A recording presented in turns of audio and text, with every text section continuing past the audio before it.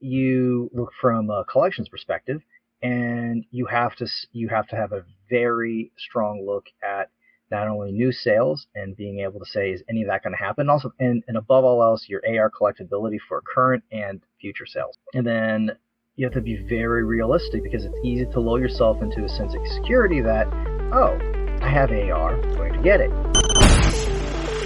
Growing a business requires a holistic approach that extends beyond sales and marketing. This approach needs alignment among people, processes, and technologies. So if you're a business owner, operations, or finance leader looking to learn growth strategies from your peers and competitors, you're tuned into the right podcast. Welcome to the WBS Podcast, where scalable growth using business systems is our number one priority. Now, here is your host, Sam Gupta. Hey everyone, welcome back to another episode of the WBS Podcast. I'm Sam Gupta, your host and principal consultant at independent ERP and digital transformation consulting firm Elevate IQ. If you ask anyone what's most important for a business, they'll have a million different answers. The answers could be things such as marketing, engineering, quality, and employee experience. But if there is one thing that matters more than anything else, it's cash. Either you have it or you don't. You can fake marketing, you can fake revenue, you can fake success, but you can't fake cash. In today's episode, we invited a panel of cross-functional experts for a live interview on LinkedIn who brings significant expertise to discuss cash flow management best practices. We discussed the differences of cash and accrual accounting and how that might impact predictability of cash flow. Finally, we discussed the impact on cash flow because of poor inventory optimization, such as supply chain unpredictability and inability to collect your AR. With that, let's get to the conversation. Hello, everyone. Welcome to today's show. And if you're joining for the first time, this is part of our digital transformation for which we meet every Thursday at 5:30 p.m. Eastern. And we pick one topic related to digital transformation and always have an expert panel here. So for today, we are going to have a very interesting topic, cash flow. If we had all cash in the world, then probably we would not have any problem. But typically, we are always short of cash. So we are going to have a lot of fun discussing that. Before we do that, we are going to start with everybody's intros. I am going to start with my intro. If you don't know me, I am Sam Gupta, your host and principal at Elevate IQ. Elevate IQ is the independent ERP and digital transformation consulting firm. On that note, I am going to move Chris for his intro. Thanks, Sam. Chris Giardini. I'm the CEO and owner of Turnkey Technologies. We're a 28-year Microsoft Dynamics ERP implementation. So looking forward to the conversation today. Amazing. Thank you so much for being here, Chris. Aaron, can I ask you to introduce yourself next? Absolutely. Aaron Spool here. I am a partner at Event Advisor Group. We are an on-demand CFO, controller, and accounting firm.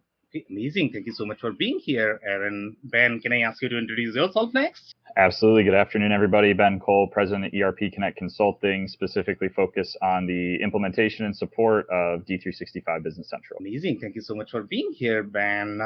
David, can I ask you to introduce yourself next? I'd love to. My name is David Safir. I am a cash flow specialist. I work with companies implementing cash flow management systems, and I teach accountants and other financial advisors how to do the same. Exactly. And David is a pro here, so you guys are going to be tested on your cash flow knowledge. So make sure you guys are being a little careful with your comments. Thank you so much for being here, David. Sharon, can I ask you to introduce yourself next? Pleasure. My name is Sharon Custer. Happy to be here. I am an inventory optimization consultant.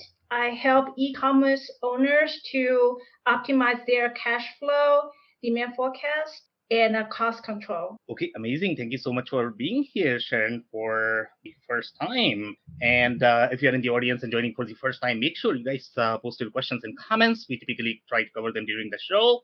If we run out of time, then our panelists are going to make sure that you are good with your answers. On that note, I am going to start with the first question with Chris. And Chris, when it comes to cash flow, it's sort of an art. I mean, we don't really have some sort of ERP workflows where you can set up and then we are going to have tons of cash in our bank account. I wish we had that, right?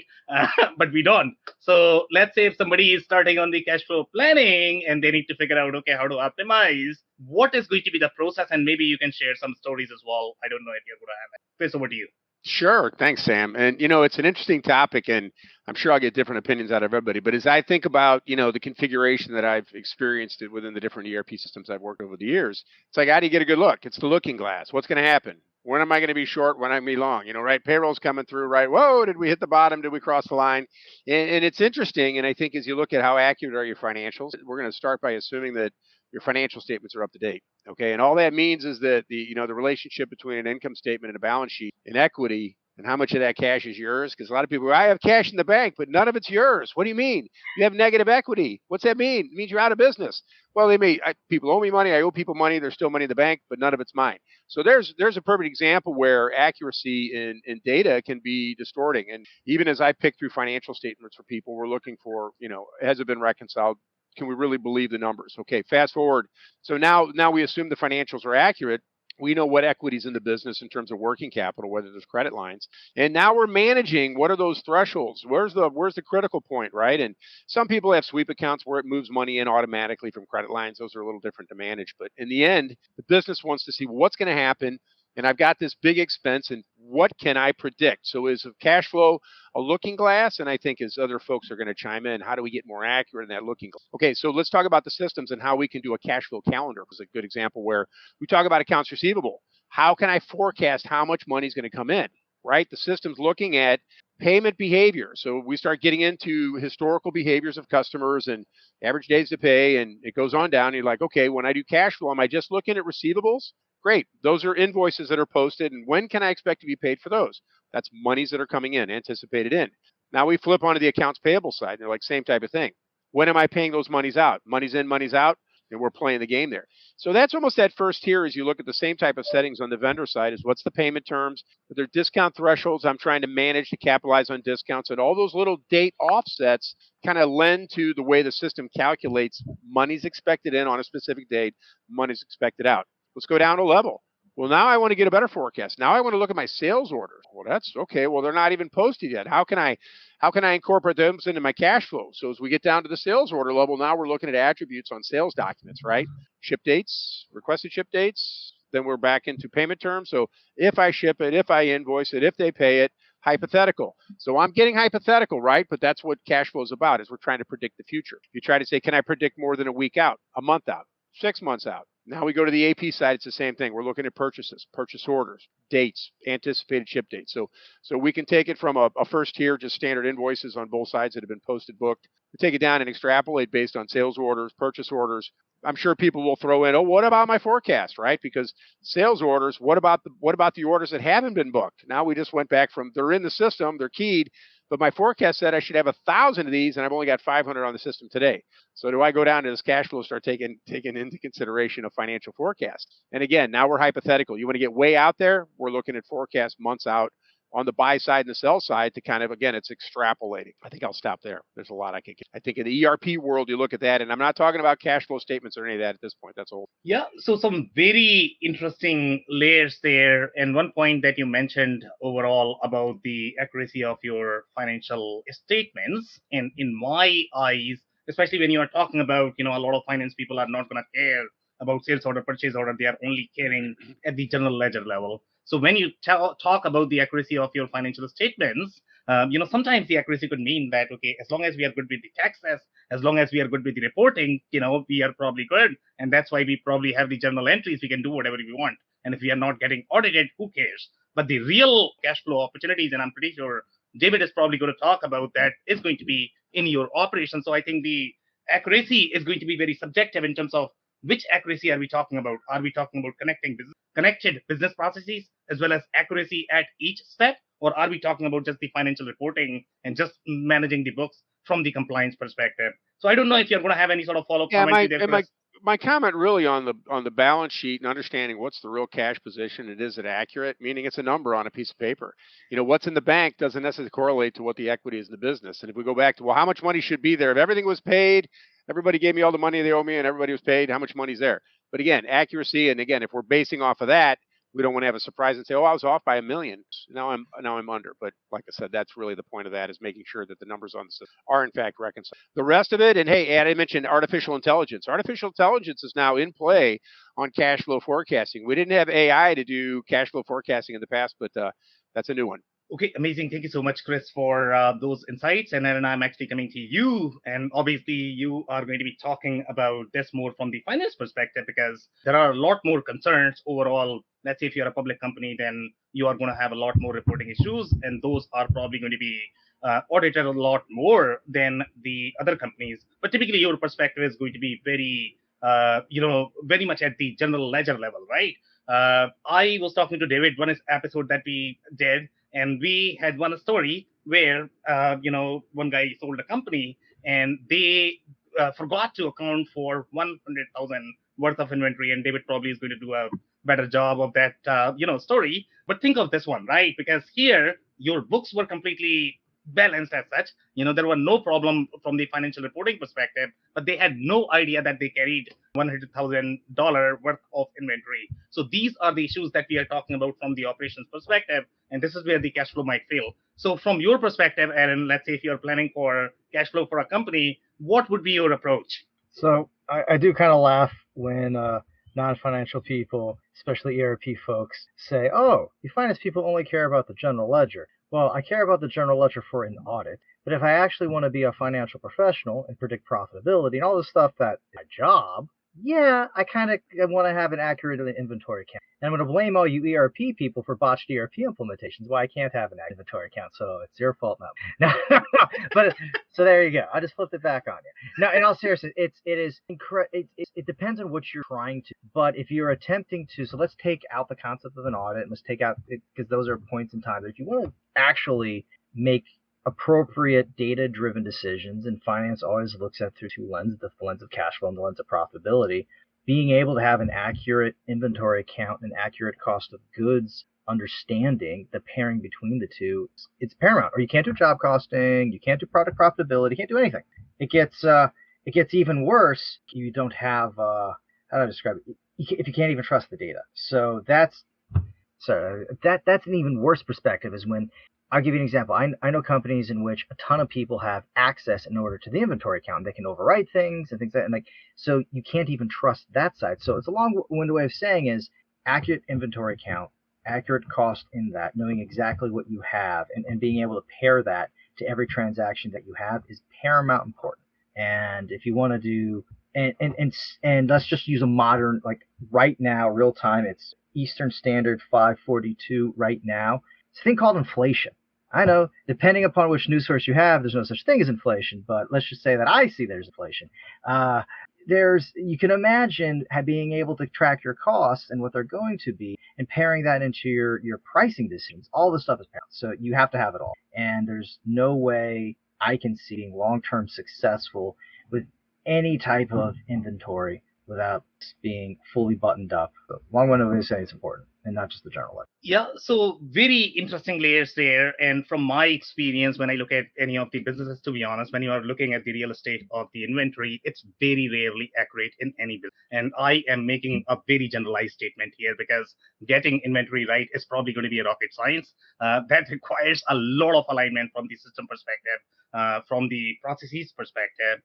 So let's go back to some of the comments that Chris has made overall in terms of cash flow forecasting. One of the thing that he had mentioned is, you can forecast based on the AR receipt, based on the trends. So my assumption in that process is going to be that you are probably looking at your existing customers, and you are looking at their trend, and based on that, probably you are forecasting the cash flow that you are probably going to be needing. But let's say if you are a relatively newer business, or let's say you are acquiring a lot of different customers, then I don't know if the forecasting accuracy is going to be as high. So Aaron, in your case, let's say when you look at the companies and when they are forecasting cash flow, what are some of the methods that they typically utilize to make sure that they are going to have enough cash? So it depends what situation they're in. So if you're in the classic turnaround situation, you want to forecast cash flow, you do it daily. And you're going to know, and usually you know your outflows first. So when you have payroll, You don't have to pay rent. You don't have to pay utilities. You know your credit card bill. You know all these other things. So you have all those. So you have your outflows are pretty much, let's say 80% you already know. The last 20% can be variable, and that could be variable based off of whatever you need to buy to service. Call your cost of goods sold. I'm not saying your cost of goods sold is only 20% expense based, but from a variability perspective. Then you look from a collections perspective, and you have to have a very strong look at not only new sales and being able to say, is any of that going to happen? Also, and above all else, your AR collectability for current and future sales. And then you have to be very realistic, because it's easy to lull yourself into a sense of security that, oh, I have AR, I'm going to get it. Well, if it's age past, what they say, age past a certain, and it depends upon the industry, and we're not talking like in net terms. That's not what I consider age. I mean, any day past the agreed upon collection date. You're the further, and you have other people here. You know, David probably can comment on and give you exact decimal chance of collecting it. That's the final thing. So you have to make sure that you can actually collect this stuff. So that's usually from a high level perspective what I do. The other way is, depending upon the type of business you have, how far off is your end statement, you know, your P&L, your classic profit and loss, versus your cash flow. If you have 3-month terms or something along those lines, they're going to be wildly different. If it is a month-by-month business, like a monthly subscription or something along those lines, you collect on a monthly basis, and let's say it's e-com, the odds of it tying are closer. But I think you have to so how do I predict and model out? I go back to taking all the standard stuff like payroll out, take all the stuff out. You have to look at the economic forecast of how much dollars have to go out the door in order to procure the product. And that is assuming you have a product and it's not just a service business. So let's just assume we're talking inventory, we're talking real complicated cash flow. So understanding that cycle, and then understanding the collection cycle. And once you have those two roughly modeled out, put in some bad debt assumptions, and then every sales that you have afterwards, so any of the sales forecasts you have afterwards, apply the same with a reasonable bad debt assumption. And that's your base case. And then from there, just assume things rarely get. Okay. Because if they were better, they wouldn't be. You are so right. Thank you so much, Aaron, for those insights. Really appreciate it. Ben, so I'm actually coming to you, and in your industries, the industries that you work in my view, when I am dealing with those industries, sometimes tracking the cash flow just of the project is going to be so difficult, because there are just so many moving parts. Planning cash just for a project is going to be so difficult. Now we are talking about planning the cash flow for the whole company. So in your experience, what have you seen? Have you seen any sort of best practices? Do you have any sort of stories that you might be able to share? Yeah, definitely. So just want to start with one thing from each, both Aaron and Chris, that they kind of touched on that I definitely agree with and want to expand on going into what you just asked me, Sam, right? So one of the first things Chris said, right, is, can we really believe the numbers? Like, I think that's one of the most important things to look at. And I think that comes from day one when you sign that statement of work to get a new system implemented and you're kind of working on the setup, right? You need to make sure that there's processes and technologies and things in place to make sure that those numbers are accurate, right? One of my least favorite things is when I get in to set up a cash flow statement or really anything analytically, and I'm just seeing a ton of manual journal entries, right? If I'm seeing that, that's a pretty clear indicator that, I may not be able to trust the numbers 100%. If everything's getting posted from subledgers, inventory subledgers, customer subledgers, vendor subledgers, I've got a little bit more confidence that I can trust those numbers, right? And that makes it now easier when I can go in and start to build some of those reports. And kind of that goes off a piece Aaron said, right? Like he said, you ERP consultants when he started the call, right? And there's good eggs and bad eggs in every practice in the world, right? No matter what you're doing, ERP consulting or anything, right? So again, finding the right people to implement your system, make sure they understand what they're doing, and not only understand the system, but understand accounting, understand finance, understand distribution, understand manufacturing, right? You can't just know the system. You also have to know the industries that you're playing in. So that's kind of my 2 cents off of what you guys said, just to kind of extrapolate into some of the examples I want to go into. And Sam, I always kind of like to break things down, small, medium, large, right? Depending on how much money the client wants to spend on what their enhancements are going to be, right? The small is, well, look at due dates, right? Assume everyone pays on time and assume you pay all of your bills on time and assume all of your recurring expenses are the same, right? That makes a super easy cash flow statement, and I can set that up in an hour, right? That's the small version, and that's kind of the light version, right? Then you get into medium and you look at all the above, and you've got sales orders and purchase orders and some things a little bit more that are unpredictable, maybe some auto pay bills that aren't in AP, but you need to account for them, payroll, all these recurring expenses that may flex up and down a little bit, but that you can build a buffer into, and start to really learn some of the patterns of the clients, right? Not going all the way to AI yet, but looking, okay, this client is always 5 days late. I can almost guarantee on net 30, they're going to pay on day 35, right? So starting to build some of those things into your methodology, and that takes a little bit more time, but really starts to kind of build up from that ground floor. And then that fully automated piece, I think Chris touched on AI, right? There's a lot of things out there today that, system agnostic, you can look at anything that you want to start learning customer patterns and payment patterns and, expense patterns, and look at your P&L to start kind of predicting that variability. And, it's never going to be perfect, but we can get within a confidence interval that you're comfortable with to start predicting better cash flow. So I think those are a few of the things to look at, and kind of just as you're getting started. And going back to the setup piece, right? I always go back to like best practice of getting ERP set up on day one, right? The first thing clients ask me for is always profit and loss and balance sheet. They never ask about cash flow until maybe after go live. I don't know, but they always want a balance sheet. They always want an income statement. And I mean, I don't disagree. You absolutely need those. But if you look at any, textbook or blog article or best practice, the three financial statements are income statement, balance sheet, and statement of cash flows. For some reason, people leave the statement of cash flows out more often than not. You'd be surprised. So really focusing on it during either an optimization period or just a fully new ERP implementation period, and making sure you have the inputs, the setups, kind of the process flows, and that you're not entering, I hate manual data, right? Automate so the data gets in there, make sure it's all coming through the subledger.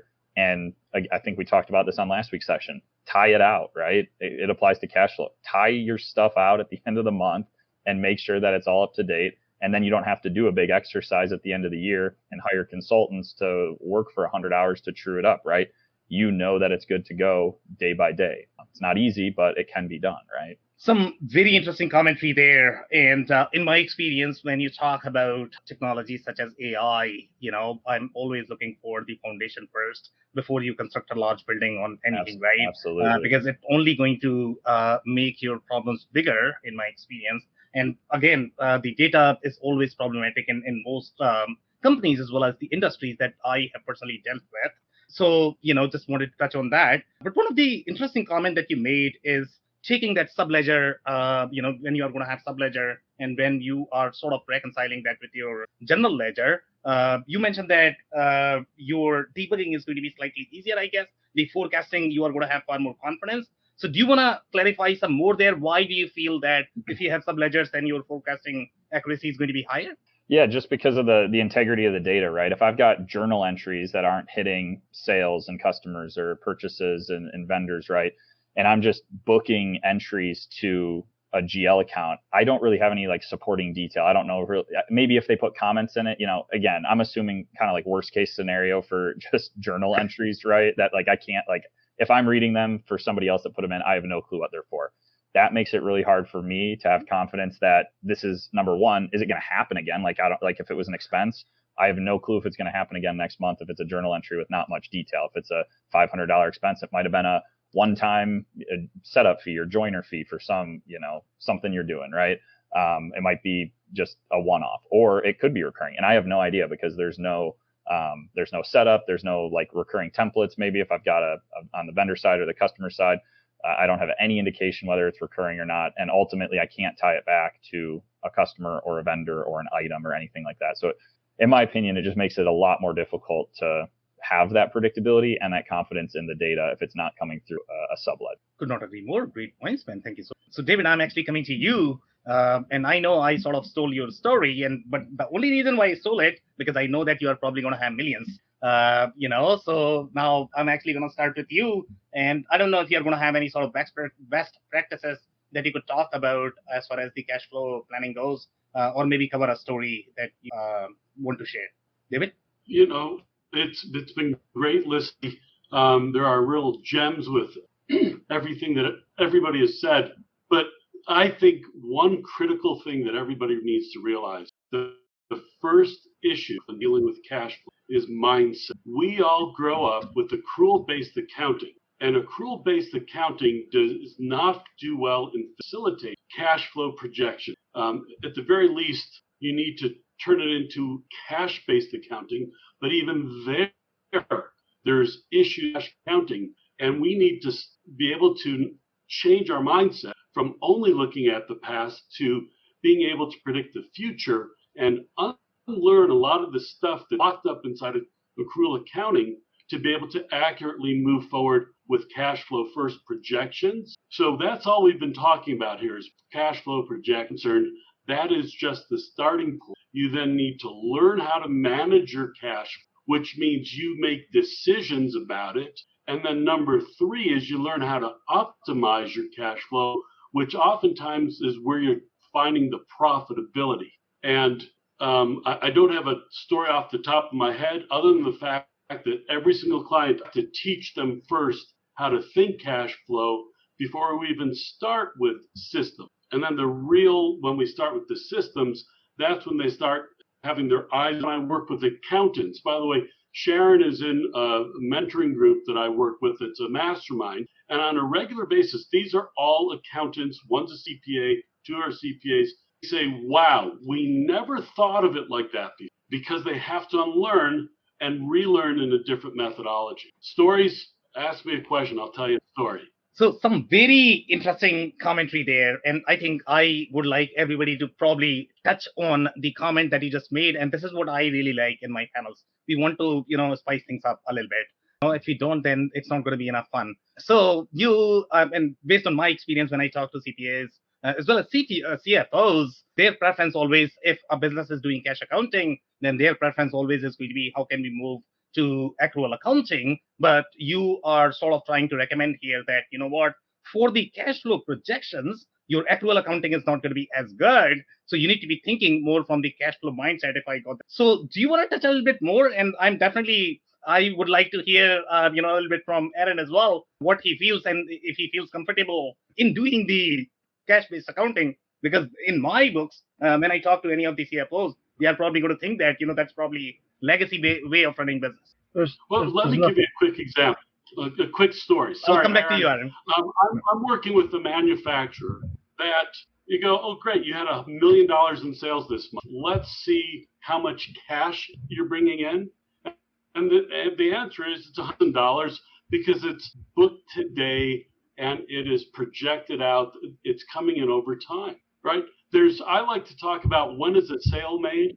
If you're a salesperson, it's the first meeting where somebody says, hey, I'm interested. Great. You go back and say, yeah, it's a done deal. If you are a lawyer, it is when the documents are signed. That's when a sale. If you're doing accrual-based accounting, it is when it ships. None of that makes a whit of difference when you're doing cash flow because it's when it hits your bank account. And that's a huge realization for a lot of companies that they've got to wake up to. So, David, I would say I would agree, but any company not doing that, any CFO not doing that is not worth the title of CFO.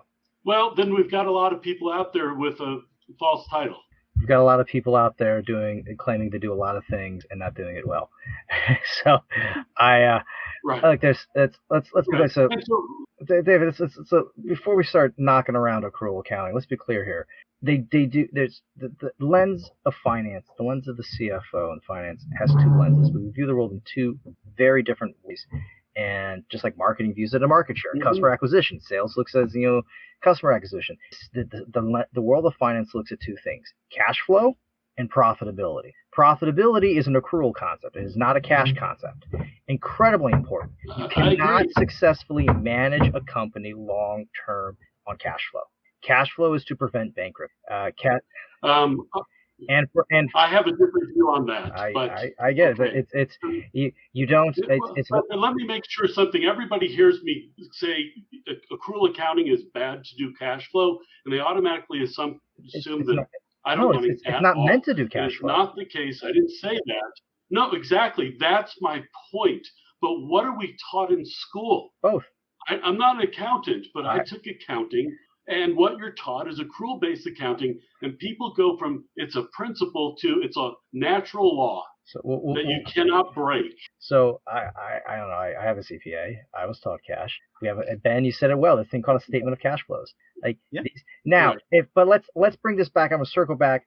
Okay. The ERP systems out there. I would say if you want to make a lot of money, so anyone watching this wants to make a lot of money, and you happen to know technology, and you happen to know finance, if you can come up with a good way to translate all of to good cash flow forecasting, taken into account, you're gonna do very well. People have attempted to, but I would agree with you, David. If you want to say that the current systems we have in place do not support a healthy, robust day-to-day or any type of full cash flow reporting and forecasting, I would agree. Statement of cash flows aside, you can look at a statement of cash flow and you still have to translate. All of my cash flow modeling is done outside of the particular. Right. And it's not a future prediction. It's looking at the past. No, I do future prediction cash flow. You want to do I'm talking about the statement of cash. Oh, any financial statement is a statement. It's not a predictor. And any financial statement is right. So that's a fundamental shift. No, that's just forecasting. Right. But if there's accrual-based forecasting, which is what is my revenue going to be, what is my profitability going to be, what is my MRR going to be, things that investors care greatly about. Mm-hmm. That's all. And I hate to tell you, MRR is an accrual-based term. But there's also, obviously how strong is that revenue? What's your cash? And people also care about burn rate. So if you are a more of a from a startup perspective, but your creditors are going to care about your cash flow. Banks care about your cash flow. All this stuff is reporting appropriately. I don't know a single good credit monitor. So, but when's the last time you applied for a loan and they say, give us a cash flow projection? Yesterday. And they want accrual based. No, they want both. They're going to ask for an AP. They're going to ask for your outstanding AR. They're going to ask for your outstanding AP. Any good creditor. Right, but what I've seen with banks, when you're applying for the loan, they're looking at standard financial reports based on accrual accounting, which has very little to do with really being able to project your cash flow. But when you get in trouble and you're now a special account, that's when they start asking you for cash flow projections based on real cash, not an David, if you know a bank that will give out a loan based only on accrual-based accounting, I want to know that bank because I have plenty of loans I'd like to apply for. All right, guys, great debate. I really enjoyed this one. Obviously, we need to bring Sharon here as well for her comments. And Sharon, I believe you are the CPA, so obviously I need to know your perspective as well. So here, overall, whatever has been said, if you're dealing with these smaller business, if you are not getting audited, you can do whatever you want. As long as you are paying taxes, I guess, nobody really cares. But when you look at the accrual accounting, and what the point that Aaron is trying to make here is, when you look at the revenue recognition, and then you are going to do your books, I guess the accrual accounting is going to matter. The cash flow always had a role to play, even in the accounting classes. Go back to your business schools, and they always, taught how the cash flow is supposed to be done, and that always follows sort of the cash cycle, the one that David is trying to argue. Even the accrual accounting is going to have your cash cycle as well. So I don't know what your perspective is overall. What do you think? Sharon, you are on mute. You need to unmute yourself. Thank you, Chris. Interesting discussion here. As a inventory optimization consultant, I see extremely common people say, I'm so profitable, where is my money to buy inventory? So it goes back to David.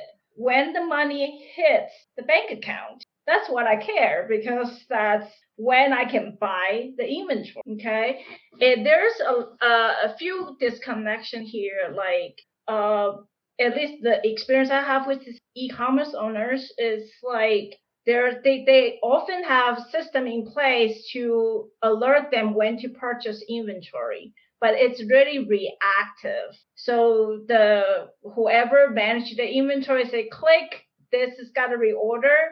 But the problem is they don't care if there's money in the bank. They only tell the owners, hey, this has got to reorder right now. So in terms of inventory optimization, is like you don't want to buy too much to tie up, put your cash on the shelf for nothing, doing nothing, or you got to buy just enough to roll your inventory. So the accuracy is very important. The inventory count is very important. So that's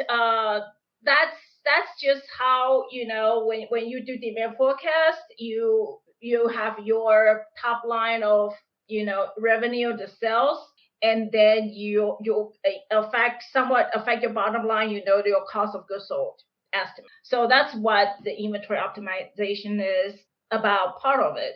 The second thing is that I see a lot of company has a tendency just a lump sum of cost of goods sold adjustment. And that's just a missing out of inventory analysis. The goal of your business to analyze your cost of goods sold, how much money you actually make per item, where's your sales is from. It's connected with your market, the money from the demand. You have multiple different products lines, different markets, different type of consumer behaviors, and then connect to your cost of goods sold, and that's your profit. And then there's a lot of things you can look at. Either it's your sales volume, quantity, and know where your number is coming from, so you can extend or maximize your cash flow and your profit that way. Okay, so some very interesting. Go ahead, Aaron. So I'm going to add, Sharon, to what you said. I'm going to add something highly controversial to this, just because I've seen it, I would say, the last year and a half, and I'm actually curious if all of you seen the same. So Sharon, a lot of what you described, and a lot of David, also what you described, is 100% accurate in a we'll call it a globalized world where you can trust your supply chain, when you can do just-in-time purchasing. But when you have such supply chain shocks, what I found, I'm curious if you found this too, your inventory, how do you then predict how much do you actually have to keep as storage stock, as buffer stock, in order to fulfill an order? Because the cost of not fulfilling an order is lost future sales and lost customers, and that's difficult to quantify. And the investment class, all they see is excess inventory. I'm assuming they're going to hire you right away, Sharon, and say, cut this inventory down, it looks inefficient. And how do you explain to an investment class who has no ability now, because they've never seen a case in which globalization hasn't worked, that what is the appropriate amount of additional inventory and in your warehouse? Because you might get to a case in which you don't have a trusted supply chain. First of all, So do you mind if I jump in? Oh, go ahead, Sharon. No, David, you go ahead. So a couple of things. I think possibly one of the disconnects we're having is that I work with companies up to about $20 million in revenue. There's a good chance you guys work with larger companies. And so you have a continuum of what the needs are from a very small company up to a large one. But regarding the global supply chain, I think everybody just got a shock to the system, and safety stocks are going up. I'll just say that. Sharon's the specialist on inventory. Sharon, do you want to share your comment? Go ahead, share your comment, Sharon. Okay. Yeah, sorry. All right. The thing is, we are looking at what Aaron is talking about is external factors. So you cannot control the external factor. You just can minimize your risk. Am I correct? Right? So what you're going to do is based on what you know, and then you prepare that buffer as much as you can. Again, your resource is limited, so that you can only do what you can. You see what you see, you prevent what you can, and prepare what you can. Sometimes even you know that you need that safety stock, but you don't have a warehouse space. What are you gonna do, right? I see people just stock their inventory in the trailer. That's the solution, one of the solutions. So you can say that you cannot say, oh, it's a factor that it's such a problem with global shipping issues or supply logistic issues, and you cannot do much about it. It's not completely true. You can pick and choose what you have and do what you can. Amazing. Thank you so much, Sharon, for that. I don't know if anybody else is going to have any other follow-up comments. If not, I'm actually going to come back to Chris. And Chris, based on whatever has been discussed, obviously, I would like to know your commentary. Go ahead. Can I just say one thing? Yeah, Give me a minute. I want to agree with Aaron on what he said about shareholders. But one of the things I find is continual education is, and so when there's a market shift, the shareholders have to understand. I mean, that's one of the really tough part is the education, and education cash flow is a tough topic, and it's different for every single company, and every single company's circumstances are unique to them. And so these generalizations oftentimes don't help. And when the fundamental market shifts, re-education happens. And David, on top of that, I would agree with you. And on top of that, we don't even know what the appropriate metrics are anymore. Like, how do you appropriately predict when you have supply chains that are, normally I would look at an income statement and balance sheet like you have too much of it. Your days of sale outstanding is just too long, and well, maybe I need that buffer inventory. How many times have you heard of a situation which a company has died COVID onward because their needed supply is sitting on a barge somewhere waiting for a port? Yep. Coming to a port, or vice versa. Like, I accidentally overordered, and now inflation happened, and I have record profits. Yeah, it swings either way. I'm thinking back. I just reviewed a client I worked with. Oh, it was the one that we talked about, Sam. That I helped them calculate. They had one part coming in from China, and I helped them calculate. They needed some certain number flown in, and the other one's put on a boat, right? That would be completely out the window today. It took As a matter me of 6 fact, months to get a garage door. recommend it locally source that part and forget about the increase in part costs. It's more than made up for with Agreed. reliability of access. It took me 6 months to get a garage door because the spring was made in China. No springs to be had. It took me almost a year to get lumber because the resins aren't made here. But, and it goes beyond that. We were trying to get a small porch cement poured. We couldn't get local concrete. They don't ship that in from China. No. Because of the vagaries of what's going on in the building industry where I live. And, we've got these boom and bust cycles. It is tough for everybody. The saga of my home improvement could take over an entire year of the rocks forecast, which we won't. Well, and we got lucky. We're going to an alternate solution. Right. We had a fifth of pouring cement. So, all right, guys. That was good for the cash flow. In the interest of time, guys, we'll do one more round with everybody. Chris, I'm actually coming to you. So obviously, one thing is very evident that, finance people have not seen the real ERP implementation that really automates the procurement. This is don't know how that works in the that's why you have to work so hard. Yeah. To be So as I'm speaking earlier, I was Dynamics GP had this cash flow calendar and Explorer, and it really was cool. And again, the presumption was the bank account balances are correct, but it really did let you drill down by day. It was really cool. Not a cash flow statement. So I haven't seen that so readily presented, but really some of the other comments I want to make is how do you fix and how do you improve cash flow? And if you think about, system techniques and just to comment on the inventory, and you're like, oh, we can't predict. So in the end, and Sharon, you probably will say, well, how do you optimize and how do you plan? How much inventory do we keep anyway? What are our min maxes and how are they extrapolated? And lead times factor that, and capacities, and how much cash you have. And I've had exercises for owners where they take their min maxes, extrapolate it, and you say, well, at the low point you have this much cash, and at the high point you have this much. And if you back in and you look at your lead times, and so cash flow management, where it all goes is lead times need to be accurate, and they do change in times of trauma and drama. And what happens if the lead time gets longer, and essentially the lead time, you look at how much product do I use in this amount of time plus a little buffer. Well, great. Now your mins and maxes, your peaks are higher because of longer lead times, or you're cutting a lot more POs. A couple different strategies, right, Sharon? So, But in the end, the accuracy around that purchasing behavior and the mins and the maxes and managing the lead times is going to extrapolate to a capital number. Okay, you can do it. You can look at it. So that is one area to manage cash flow is inventory.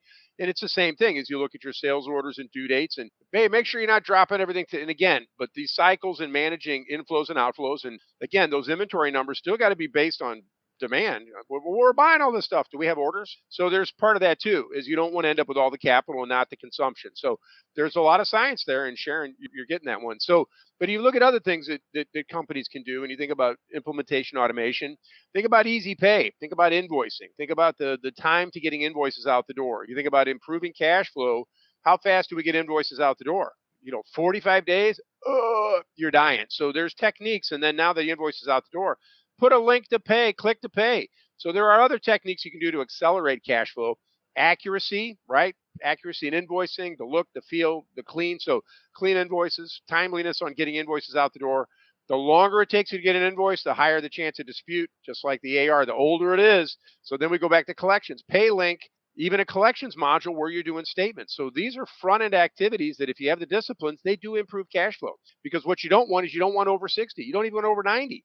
Because again, the value of that is compromised. And again, so we talked about inventory, you talked about collections, pay links, and on the AP side, what do we do to manage cash flow there? We use ACH and schedule it. So man, you get paid right on the day, not a day sooner, not a day later.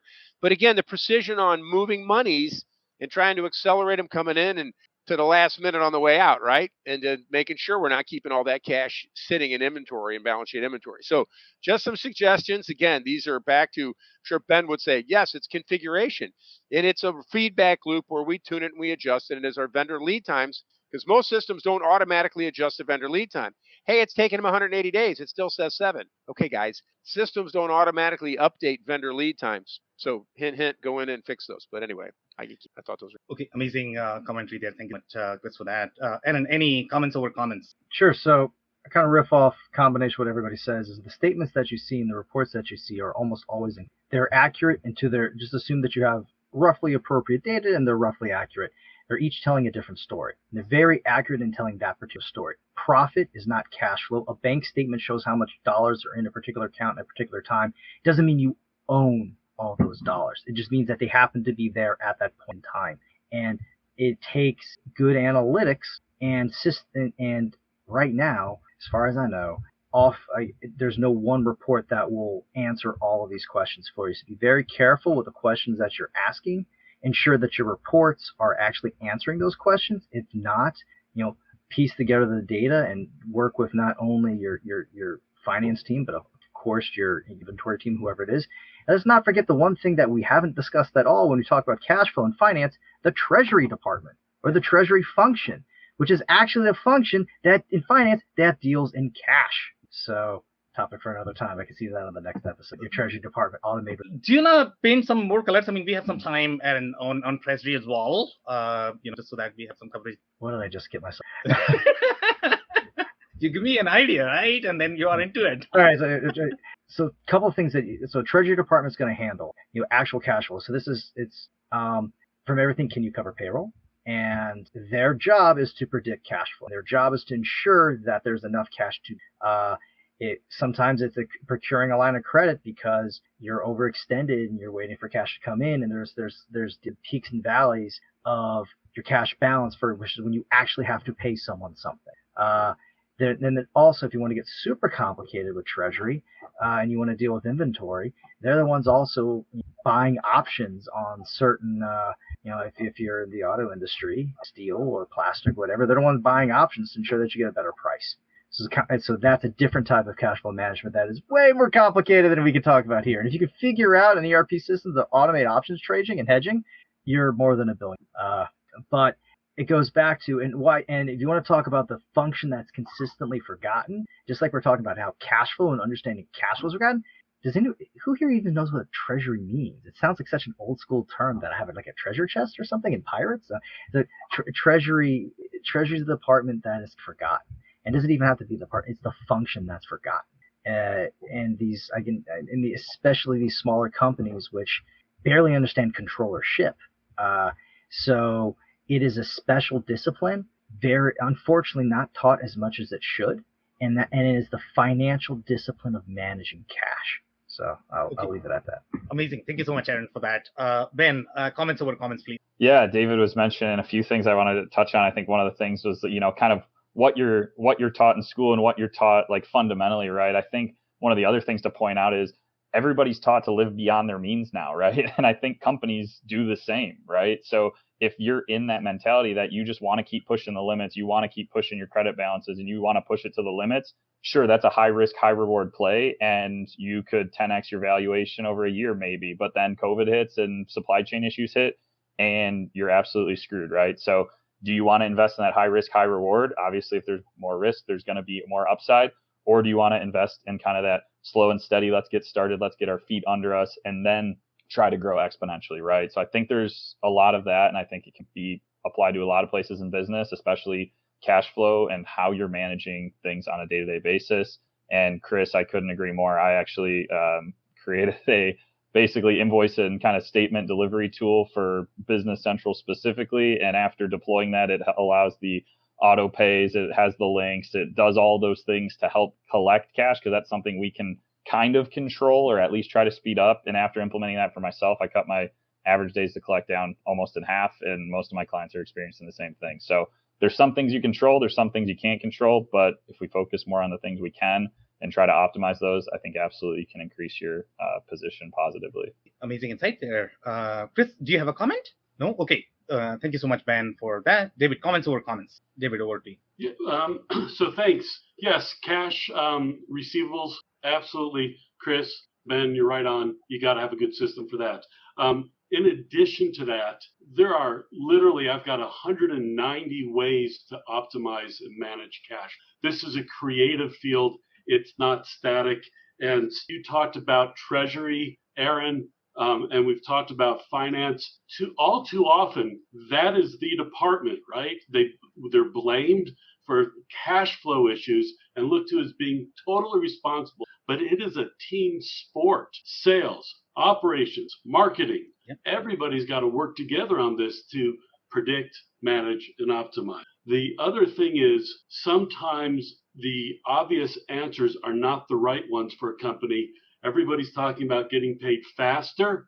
I have clients that I recommend they get paid slower. I won't go into the details of why. And I also recommend pay faster certain vendors. So the standard answer sometimes is not the best answer if what you're looking to do is optimize cash flow, not just try to manage it. So those are my thoughts for closing. Amazing. Thank you so much, David, for that. Sharon, comments over comments, please. Yes, thank you. Thank you, Sam. I want to echo what Aaron and Chris said. Data accuracy is really important for your cash flow projection. You can see your AR, AP on the financial statements, but oftentimes that the inventory accuracy and cost of goods sold accuracy is ignored, because they just want to get that statement done and it disregard how that cost of goods sold or the accuracy of the inventory. But if you really want to run your business smoothly and have accurate cash flow projections, the accuracy, inventory count, and cost of goods sold accuracy is very important. Okay, amazing. Thank you so much, Sharon, for that. So the only thing we can take right now is going to be closing advice. Chris, what would be your closing advice, please? Sure. And I didn't tell you how to create more cash flow. You get your money fast and you pay people slower, right? That creates a little more cushion. It's not going to make your vendors happy, but know your data. Make sure it's accurate. Thank you. Amazing. Thank you so much, Chris, for that. Aaron, what would be your closing advice, please? Be very careful of what you're looking at and making an assumption that it's telling you something without realizing what that means. Meaning, an income statement doesn't actually equal your cash balance, and a bank statement doesn't necessarily mean that you have all that money. So know what you're looking at, and be clear on the question that you're asking, and be very careful about the source of that answer. Okay, amazing. Thank you so much, Aaron, for that.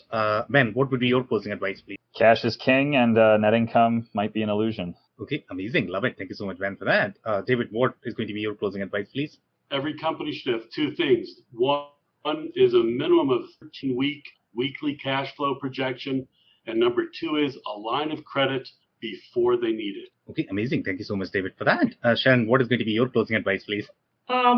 Planning ahead, even if it's tough, has one plan better than no plan. Okay, amazing. Love it. So that's it for today, guys. And if you joined for the first time, this was part of our digital transformation, for which we meet every Thursday at 5:30 p.m. Eastern. We pick one topic related to digital transformation. So make sure you guys are going to be here next week. We're going to come back with another topic and another panel. On that note, thanks everyone for tuning in tonight. See ya. Thanks, Sam.